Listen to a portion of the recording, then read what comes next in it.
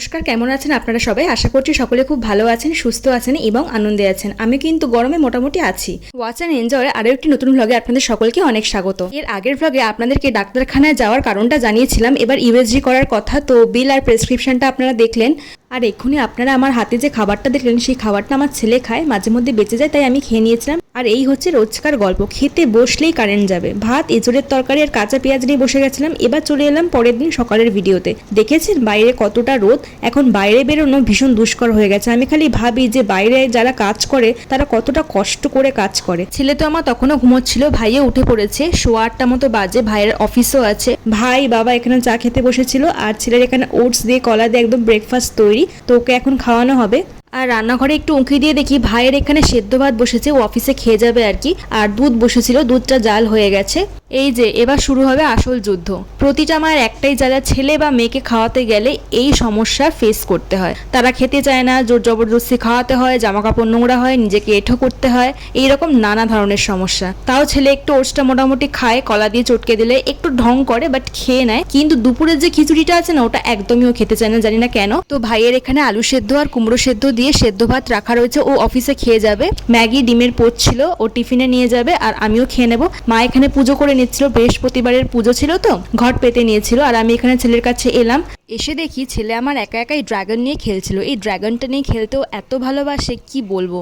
এই ড্রাগন না কি বলবো এটাকে, অ্যাকচুয়ালি ডাইনোসরই বলে এটাকে। তো ডাইনোসরটা দিয়েছিল ওর পিসিমণি অন্নপ্রাশনে গিফট হিসাবে ওকে। ছেলে এখানে যেরকম খেলছে খেলুক, মা এই ফাঁকে বললো যে 11:15 মতো বাজে, তোকে মৌসুমির রসটা খাইয়ে দে। আর এখন এই মৌসুমির রসটা ছেলেকে খাওয়াতে গিয়ে যে কত যুদ্ধ আমাকে ঝেলতে হবে তার কোনো ঠিক নেই। তো ওকে খাইয়ে দিয়ে, আর আমাকে যেহেতু 12:30টার মধ্যে নার্সিংহোম থেকে খেয়ে নিতে বলেছিল ইউএসজির জন্য, তো ইউএসজি হবে আর আমার টিভিএস হবে, তো সেই কারণে আমি 12:30টার মধ্যে এখানে লাঞ্চটা করে নিচ্ছিলাম। ইউএসজি করতে যাওয়ার টাইম ছিল 4:30টার সময়, তো এখানে খাওয়া দাওয়া করে নিয়েছিলাম। তারপরে এখন দেখতে পাচ্ছেন সময় 4:10, আমি তো অলমোস্ট রেডি হয়েই গেছি। এখানে প্রথমে মা বলছিল আমার সঙ্গে যাবে, ছেলেকে রেডি করিয়ে নিয়েই আর কি ঘুম থেকে তুলে একসঙ্গে যেতাম, এরকম প্ল্যান হয়েছিল। কিন্তু মাঝখানে আমি বললাম যে না, আমি যাই, এরকম সমস্যা ফেস করতে হবে, তাই বেটার আমিই চলে যাই। ফালতু যদি দেরি হয় তাহলে ছেলেরও খিদে পেয়ে যাবে, কখন ঘুম পেয়ে যায়। তাই মাকে বললাম তুমি ছেলেকে নিয়ে ঘরে থাকো, আমি যাই, জাস্ট ইউএসজি করবো, চলে আসবো। দেরি হলে আমি নিজেই ওয়েট করতে পারবো, তো একা কোনো সমস্যা হবে না। এদিকে বাবা টোটোতে করে বেরিয়ে পড়লাম। অলমোস্ট ওই 4:30 বাজেনি, বাট ওই 4:15 দিকে বেরিয়ে পড়েছিলাম, কিন্তু আর একটু 10 মিনিট পরে হবে হয়তো সময়টা। গ্রিন ভিউ নার্সিংহোমের সামনে চলে এসেছি। এটা কিন্তু কোথায় আপনারা অনেকেই জানেন যারা এই দিকে থাকেন আর কি, আমি জায়গার নাম বলবো না, যদি জেনে থাকেন তাহলে অবশ্যই কমেন্ট করবেন। চলে এসেছি নার্সিংহোমে। তো এখানে কিছু ফর্মালিটিস ছিল, বাবা পূরণ করছিল, আমি ওয়েট করছিলাম কখন হবে। ওয়েট করছিলাম 4:30 ওভার হয়ে 5টা বেজে গেল, কিন্তু কোনো ডাক্তারের দেখা নেই। এখানে আমি বসে বসে আর কি একটু টিভি দেখছিলাম যে চলছিল। আর এখানে অনেক পেশেন্ট ছিল যারা ইউএসজি করতে এসেছিল, কেউ চেক আপ করাতে এসেছিল আলাদা। দেখুন 5:30 বাজতে যায় অলমোস্ট, কিন্তু ডাক্তারের তখনও দেখা নেই। আমি অপেক্ষা করতে করতে হয়রান হয়ে গেছিলাম। আর 2-1 পেশেন্ট ছিল যাদের সাথে গল্পও করছিলাম। তো এখানে আমার ইউএসজি হয়ে গেছে, তো এনার সঙ্গে আমার দেখা হয়েছিল মাঝখানে। এনার সাথে কথা বলে আমার ভীষণ ভালো লাগছিল, আমার টাইমটা স্পেন্ড হচ্ছিল। আমাদের দুজনেরই সেম টেস্ট ছিল, সেম প্রবলেমও ছিল বলতে পারেন। তো ইউএসজি করি এখন বাড়ি চলে এসেছি বলতে পারেন। এই শুনশান রাস্তাটার মধ্য দিয়ে একা একটু ভয়ও লাগছিল। 7:30 মতো বাজতে যায়। ভাইকেও দেখতে পাচ্ছে এখানে কম্পিউটারে কাজ বাজ নিয়ে বসেছিল, আর মা কিন্তু ছেলেকে নিয়ে একটু যাবে। এই যে শাড়িগুলো আপনাদের দেখাচ্ছি, এই শাড়িগুলোর এই পার পিকো এগুলো বসাতে, ব্লাউজ পিস কাটাতে, এরকম। আর আমার মা যেখানে যায় না কেন আমার ছেলেকে সঙ্গে করে নিয়ে যায়, কেননা আমার ছেলে ঘুরতে এত ভালোবাসে না, তার জন্য। আমি কিন্তু রিপোর্ট হাতে পেয়েও গেছি। 8:30 কি 9টার দিকে রিপোর্ট পেয়েছিলাম, আমার ভাই আর ভাইয়ের বন্ধু গিয়ে এনেছিল। এই হচ্ছে মেন রিপোর্ট। বলে দিই রিপোর্টে কি ছিল। সত্যি ভগবানকে অশেষ ধন্যবাদ, উনি আমার উপর কৃপা করেছেন। আমি গর্ভবতী নই, এটা একটা সত্যি এখন আপাতত আমার কাছে খুশির খবর, কেননা আমার ছেলে ছোট যেহেতু, আর আমার জাস্ট সিজার হয়েছে। তো এই দুটো মেন রিজন আমি আপনাদেরকে বলেছিলাম।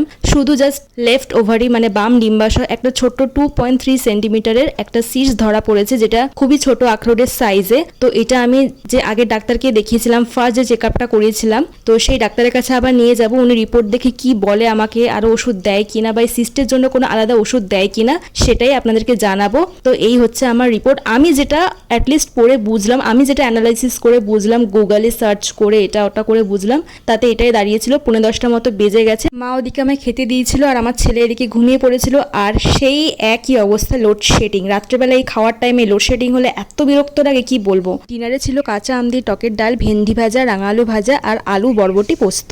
তো তো পরের দিনের ভিডিওতে চলে এসেছি। মা এখানে দুপুরে রান্না বান্না করবে বলে সবজি পেঁয়াজ যা যা ছিল কেটে নিয়েছিল। আমের চাটনি হবে, মাছের মাথা দিয়ে পটল আলুর তরকারি হবে, আর একটা চিংড়ি মাছের মাথা দিয়ে তরকারি হবে আর কি, বরবটি আলু বেগুন টেগুন দিয়ে মাখা মাখা করে। ছেলেকে এখানে মা চান করাচ্ছিল, বেলা হয়ে গেছিল। আর এখানে শাওয়ারের জলটা বেশ গরম ছিল বলে মা আর আলাদা করে জল রোদে বসায়নি, শাওয়ারের জল আর এমনি নর্মাল কলের জল মিক্সড করে ছেলেকে স্নান করিয়েছিল। আমার ছেলে তো স্নান করতে এত মজা পায় কি বলবো। স্নান তো করা হয়ে গেছে এখানে, এবার ওকে খাওয়ানোর পালা। এবার আবার আমার সেই যুদ্ধই চালু। দেখুন ছেলেকে এমনি খালি গায়ে রেখেছে, যেহেতু ও পুরো এঁঠো চটকায় গায়ের মধ্যে মেখে মুখে, সব বাচ্চারাই এরকমটাই করে থাকে অ্যাকচুয়ালি।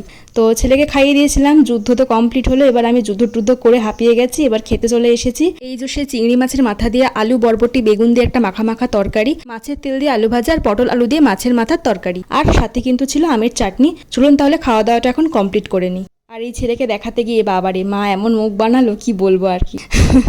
তো যাই হোক, বিকেলবেলা ভিডিওতে চলে এসেছি। এখানে ছেলেকে কে নেবে এই নিয়ে কম্পিটিশন, ও নেবে না ও নেবে এরকম। দুটো বোন ছিল, হলুদ জামা পরা লাল জামা পরা, দুজনেই চাইছিল ওকে নিতে, বাট ও কার কাছে যাবে এটাই ছিল প্রশ্ন। তো ছেলে কনফিউজ হয়ে গেছিল কি হবে। তো পাশের বাড়ি কাকিমাও দেখছিল এই রগরটা আর কি। আর বিকেল হলে এই চলে, স্পেশালি হলুদ রঙের গেঞ্জি পরা যে বোনটি আছে ওই বেশি নেয়, আর ও সুন্দর ট্যাকেল করতেও পারে, যেহেতু ওর নিজের একটা ছোট বোন আছে মাত্র 3 বছর বয়স, আর ওর একটা নিয়ে অভ্যেস হয়ে গেছে। তো ওর বোনকে তো নিতে ছোটবেলায়, তাই সেই ভেবে আমরা ভরসা করে ওকে দিও, আর ও অনেকক্ষণ ওকে রাখেও। তো 7:30টার মতো বেজে গেছে। এবার কিন্তু আমি যাব ডক্টরকে এই রিপোর্টটা দেখাতে, ইউএসজি আর টিভিএসে যেটা হয়েছে আমার। তো চলুন তাহলে যাওয়া যাক। প্রচণ্ড গরম ছিল, আর ডাক্তারখানায় গিয়ে দেখি মাত্র 2জন ছিল আর কি, একজনই পেশেন্ট আর কি, হাজব্যান্ড ওয়াইফ ছিল তারা। তো তারাও কোনো সমস্যা নিয়ে এসেছিল, এখানে বসেছিলাম অপেক্ষা করছিলাম। 7:30 ওভার হয়ে গেছে, সেই একই দেরি আগের দিনের মতো। তো ডাক্তারবাবু তখনও আসেনি। তো আরও 10 থেকে 15 মিনিট অপেক্ষা করার পর ডাক্তারবাবু এলো, আর আমি চেক আপটা করিয়ে চলেও এলাম। কি বলেছে সেটাই এখন বলছি। রিপোর্টটা দেখে বললো জাস্ট ভয় সেরকম কিছু নেই। তো 6 মাস পরে আর একটা ইউএসজি করিয়ে নিতে বলেছে, কেননা সিস্ট তো বাড়ে আকারে সেই জন্য। আর বলেছে জাঙ্ক ফুড খেতে না, এক্সারসাইজ করতে, এগুলোই। তো আর কিছুই না, আর কোনো ওষুধও খেতে বলেনি এর জন্য স্পেশালি। ডাক্তারের কাছ থেকে ফিরে এসে আগের দিনের মতোই আমি ছেলের বেঁচে যাওয়া খিচুড়িটা খেয়ে নিয়েছিলাম, কেননা খুবই ভালো লাগে খিচুড়িটা আমার পার্সোনালি খেতে। অনেকটা মনে হয় বাচ্চাদের সেই দেয় না স্কুলে খিচুড়ি, ছোট ছোট বাচ্চাদেরকে, আর সঙ্গে একটা ডিম সেদ্ধ, সেরকম মনে হয়। পাশের বাড়ি দিদি চলে এসেছিল আমাদের আইব্রো করতে, তো মা এখানে করে নিয়েছিল আর আমিও করে নিয়েছিলাম। আইব্রো করলে না খুব মুখটা পরিষ্কার লাগে, আর কোথাও বেরোলে একটু লিপস্টিক কাজল টিপ একটু পরে বেরোলেই মনে হয় লুকটা কমপ্লিট হয়, কেননা মুখটা একটা আলাদা সৌন্দর্য এনে দেয় আইব্রো করলে। আমার স্পেশালি এটাই পার্সোনালি মনে হয়, তাই শেয়ার করলাম। রাতের খাওয়া দাওয়া সেরে ছেলের সঙ্গে একটু খেলছিলাম, বাবা ওদিকে ফোন ঘাটছিল, আর 11:15 মতো বাজে। তো ভিডিওটা আর বেশি বড় করছি না। ভিডিওটা যদি আপনাদের ভালো লাগে তাহলে অবশ্যই একটা কমেন্ট করবেন, লাইক করবেন, আর চ্যানেলটিকে সাবস্ক্রাইব করবেন। দেখা হবে পরবর্তী কোনো ভিডিওতে। টাটা।